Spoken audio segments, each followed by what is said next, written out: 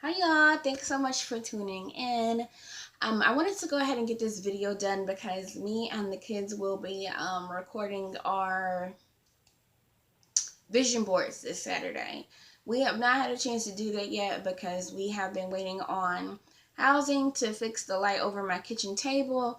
But if they have not fixed it by Saturday, we're just going to go ahead and record it because we are already halfway through January. Waiting on them, it's going to be about March before they get it done, and I can't wait that long. I'm not going to go over every single thing that was on my vision board, but what I can tell you is that 2019 was a good year for me. Um, I wanted to stay in school for that year, and I did. And that was really hard. I constantly feel like with being in school, I'm not able to work as much as I'm used to working, which kind of bothers me. Even though I know once I get out of school, I'll be able to take care of my kids like I want to without having to slave and do 60 to 80 hours a week because I can't speak for anyone else, but I can't raise my kids the way I want to while working 60 to 80 hours a week. It's unrealistic for me. Now, I know some people swear right hand to God that they can. I'm not one of those people. Like, I just can't. 2019, I wanted to go eat lunch with my kids more. And I know that sounds like silly, but when my oldest went to middle school, he completely cut me off with coming to eat lunch with him. Which, when I look back on it now, I don't really see why I was so shocked. Um, I think I was more shocked at the fact that he was in sixth grade because I feel like elementary school flew by. Um, and I'm the type of parent, like, I don't try to force time. Like, if he doesn't want me at school for coming to eat lunch with I'm not gonna make him. Like, I'm not just gonna show up. I think it's important, at least for me, it's important to give kids like their space and stuff like that. And if they communicate that they don't want me like showing up somewhere, I'm just not going to. I'm not gonna like make him let me come to lunch with him. I just took advantage of the fact that the younger ones, so with my little ones, I was like, knowing that they're going to be in middle school soon, I was like, I'm just going to eat lunch with them as much as I can right now. Not overdo it, but I'm going to, go a little bit more than what I've been going. And so that's been great. I always go to school functions, especially if I'm free. Obviously, when I was working, I wasn't able to go to as many, but with me being in school and working part time, I'm usually able to go to everything that they have, which has been great. I love it. I love going to school with them.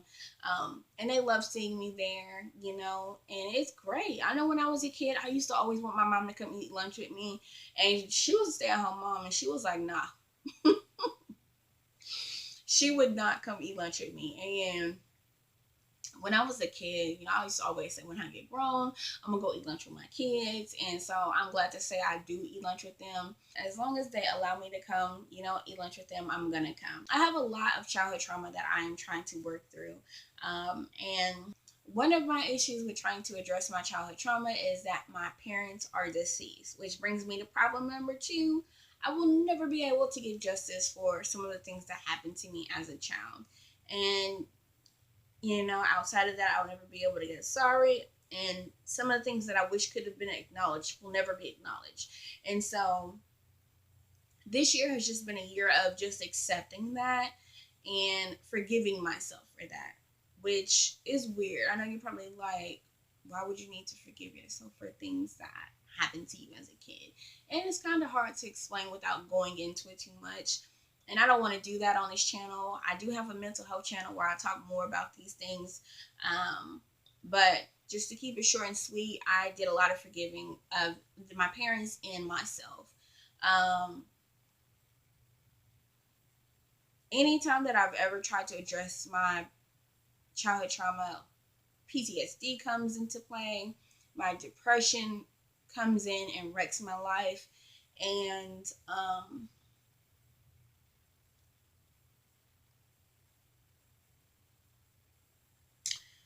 it's just hard. It makes life really hard.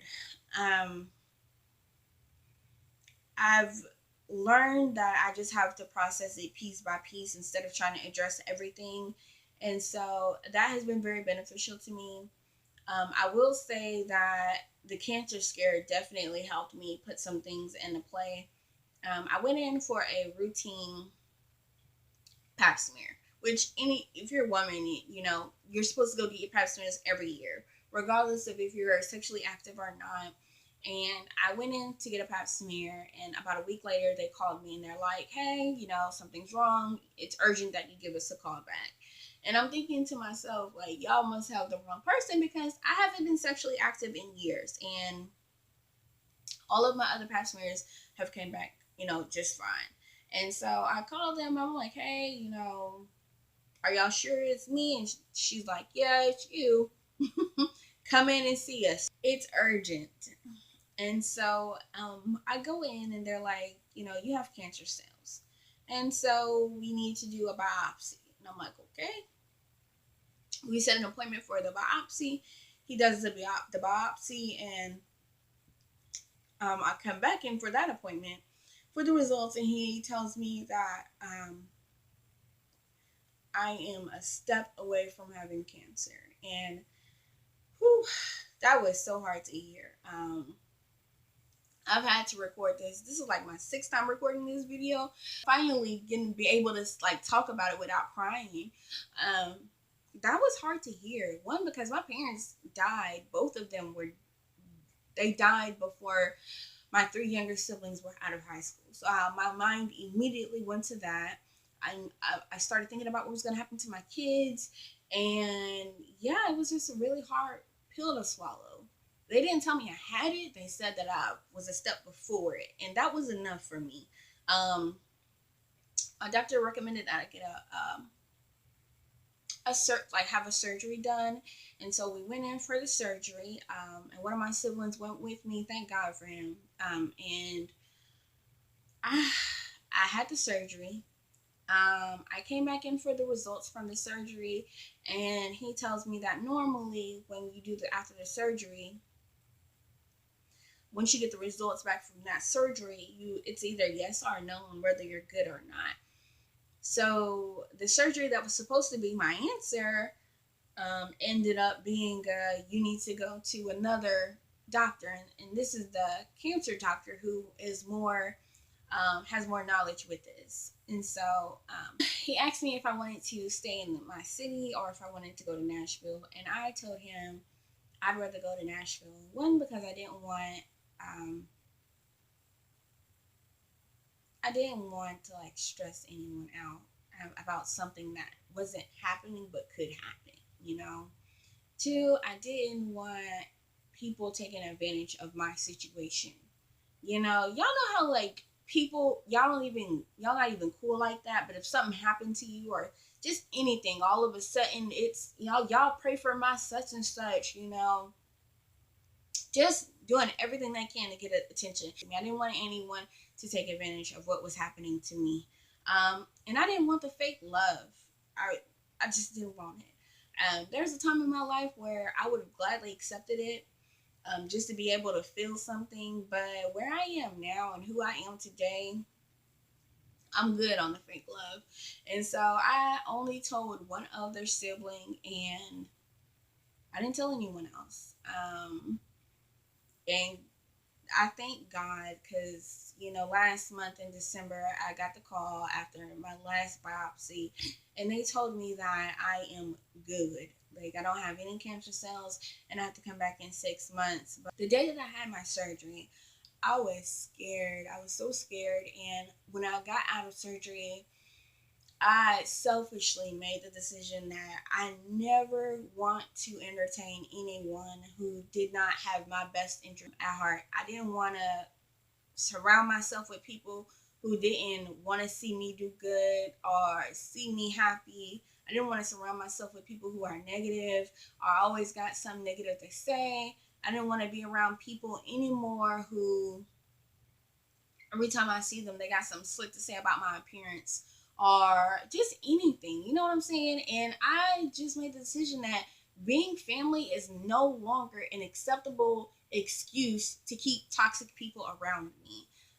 And so I cut off two family members. I did. I did, and I don't regret it. haven't been able to completely cut them off, but I did decrease the amount of face-to-face interactions they had with me. Um, and I cut down on me being available to them. I only I only want to be contacted in emergencies and if they need me. Um, One of them I feel like is a narcissist. Like anytime I've ever tried to address the things that this person does, it's always either they don't remember it or they don't want to talk about it, or they like completely change the subject off of it. The other one is just a straight up asshole, and that's okay too. I've just come to the conclusion that I'd rather surround myself around people who benefit me. And now I'm not talking about, babysitting or financially. I'm talking about people, when I go around them, I feel better when I leave. Like I'm happy I got to spend time with them. I got to laugh, I got to enjoy their time. And they like send off positive vibes. Their energy is good. And sadly, not everybody in your family is always going to make you feel good about yourself. Not everyone in your family is going to send off those positive vibes. And so I'm stingy with my time. I'm stingy with me now. And I don't apologize for that. And it feels good. It feels really good to be able to say, if you don't add value to my life, you can't be in my life. And I don't apologize. I'm never going to apologize for that ever again. 2019 has made me very appreciative of my time. And the day of that surgery, I made up my mind then that, I don't want to spend any more time with people who don't make me feel good. I do my best to be positive and I do my best to be a light to people. And the thing is that you can't be a light to everybody. Some people don't want a light. Some people are gonna want to put your light out, and I'm over having my light put out. To be around people. I want to shine. I like to shine, and I love to be around people who shine. I'm getting to a point in my life where I'm actually happy. I'm happy with who I am. I'm happy with the fact that I stand up for myself. I'm happy that I control my own narrative and I don't allow people to control my narrative or say who I am. I know who I am. I'm happy with who I am and I'm happy with where I'm going. And it feels good to do that. I'm really excited for 2020 and I feel like good things are going to happen and I'm working towards those things. But as for 2019, I don't have any regrets. I have a lot of things I've learned about myself and a lot of things that I've accepted. And so I'm grateful for that. I feel like I laid a lot of groundwork in 2019 and I'm ready to start building in 2020. Thank you so much for watching if you guys still here. And I will catch you guys in the next video. Bye.